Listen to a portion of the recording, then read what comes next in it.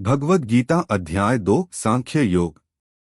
कहानी शुरू होती है कुरुक्षेत्र के युद्ध भूमि से, जहां महारथी अर्जुन अपने ही रिश्तेदारों, गुरुजनों और मित्रों को देखकर दुख, भ्रम और निराशा में टूट जाते हैं। अर्जुन कहते हैं, हे कृष्ण, मैं युद्ध नहीं कर सकता। मेरे हाथ कांप रहे हैं, मन घबरा रहा है। क्या सही है, क्या गलत है, मुझे कुछ समझ नहीं आ रहा। और यहीं से शुरू होती है भगवान श्री कृष्ण की अद्भुत शिक्षा। अध्याय 2 सांख्य योग, जिसे पूरा भगवद गीता का दिल कहा जाता है। भाग 1 आत्मा का सत्य। कृष्ण अर्जुन से कहते हैं, तुम जिस शरीर को देखकर दुखी हो रहे हो, वह शरीर नश्वर है, लेकिन आत्मा, वह न कभी जन्म लेती है और न मरती है। आत्मा अमर है, वह केवल शरीर बदलती है। जैसे पुराने कपड़े उतारकर नए कपड़े पहनते हैं। कृष्ण समझाते हैं, जिसका जन्म हुआ है उसकी मृत्यु निश्चित है, और जिसकी मृत्यु हुई है उसका जन्म भी निश्चित है। इस सत्य को जानकर मनुष्य को अत्यधिक शोक नहीं करना चाहिए। अर्जुन सुनते हैं, मगर उनका भ्रम पूरी तरह दूर नहीं हुआ। भाग 2 अपना धर्म, अपना कर्तव्य। कृष्ण कहते हैं, अर्जुन, तुम्हारा कर्तव्य है धर्म की रक्षा करना। तुम एक क्षत्रिय हो, और क्षत्रिय का धर्म है अन्याय का विरोध। कृष्ण आगे कहते हैं, कर्तव्य से भागना पाप है।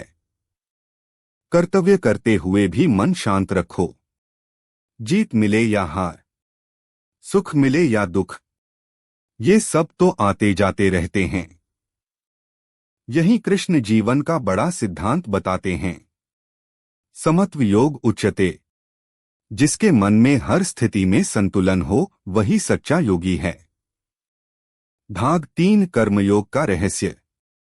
अर्जुन पुनः पूछते हैं, कृष्ण, मैं कैसे युद्ध करूं? मन तो डर रहा है। कृष्ण कहते हैं, तुम्हारे हाथ में सिर्फ कर्म है, फल मेरे हाथ में है। यह गीता की सबसे महान शिक्षा है। कर्म करो, फल की चिंता मत करो। अगर मनुष्य हर काम सिर्फ फल की इच्छा से करेगा, तो कभी शांति नहीं मिल सकती। कृष्ण समझाते हैं, फल की इच्छा से किया गया कर्म बंधन देता है। बिना इच्छा के सही भाव से किया गया कर्म मन को मुक्त करता है।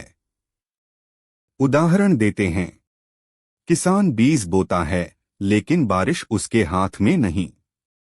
डॉक्टर इलाज करता है, लेकिन जीवन देना भगवान का काम है। इंसान कोशिश करता है, पर परिणाम समय और भाग्य तय करते हैं। इसी सिद्धांत को कहते हैं कर्मयोग।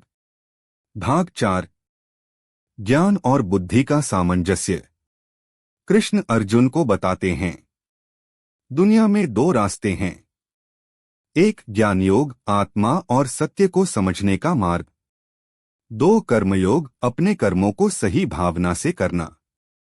दोनों रास्ते एक ही मंजिल पर जाते हैं। कृष्ण कहते हैं, अगर तुम अपनी बुद्धि को स्थिर कर लोगे, मन को संयमित कर लोगे, तो दुख तुम्हें कभी छू भी नहीं सकेगा। फिर बताते हैं कि मनुष्य का मन कैसे भटकता है। मन कभी अतीत में जाता है, कभी भविष्य में डराता है, कभी इच्छाओं से बांधता है, कभी अहंकार से अंधा कर देता है। और इस मन को जीतने का तरीका है ध्यान, विवेक और शांति। भाग 5 स्थितप्रज्ञ। अध्याय का अंत सबसे महत्वपूर्ण शिक्षा से होता है। स्थितप्रज्ञ कौन है? कृष्ण कहते हैं, जिसे सुख दुख नहीं हिलाते, जो इच्छाविकार से मुक्त हो गया है, जिसका मन शांत है, वही स्थितप्रज्ञ है। वह बाहरी परिस्थितियों से प्रभावित नहीं होता, उसे न किसी से द्वेष है, न किसी से मोह। वह हर स्थिति में शांत रहता है। उसका मन पूरी तरह आत्मा में स्थित रहता है। यानी असली महान व्यक्ति वह नहीं जो दुनिया जीत ले, बल्कि वह है जिसने अपने मन को जीत लिया है। अर्जुन धीरे धीरे समझने लगते हैं। उनके अंदर क्लैरिटी आने लगती है। उनकी निराशा बदलने लगती है शक्ति में, साहस में और समझ में। कृष्ण की शिक्षा ने अर्जुन को खड़ा कर दिया, और यही शिक्षा आज भी हर इंसान के जीवन का मार्गदर्शन करती है। अध्याय 2 सिखाता है, आत्मा अमर है, शरीर अस्थायी है, कर्तव्य सर्वोपरि है, फल की चिंता व्यर्थ है, संतुलन ही योग है, मन पर विजय ही जीवन की सबसे बड़ी जीत है।